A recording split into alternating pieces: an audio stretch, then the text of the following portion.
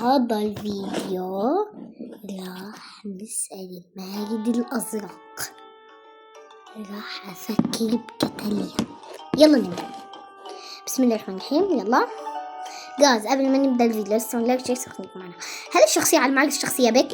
راح نشوف. هل الشخصية على المعرفة الشخصية بك؟ لا. هل الشخصية أنثى؟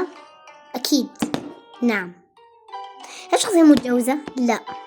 هل تعيش الشخصية في السعودية؟ لا. هل الشخصية عربية؟ نعم. هل الشخصية من أصول سورية؟ لا.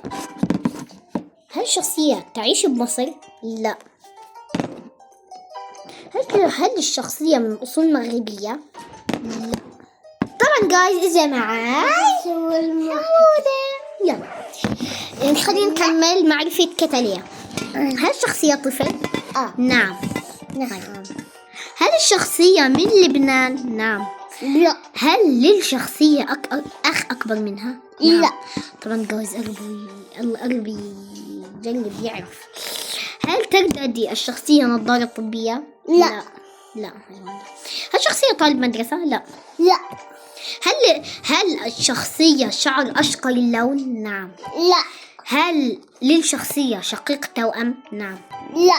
هل الشخصية شعر أصفر اللون؟ لا.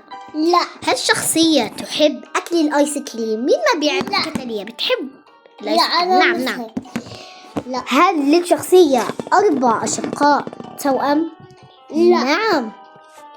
لا مش توأم. لا جايز مش توأم، مش هيك.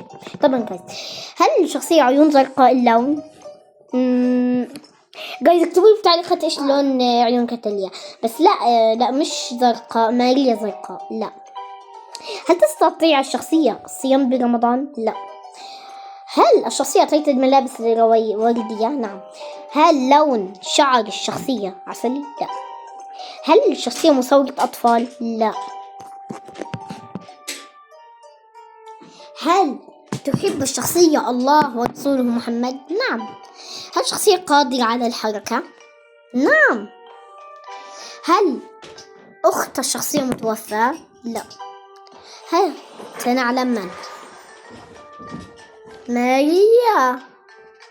جايز طلعت ماريا مش كتاليا.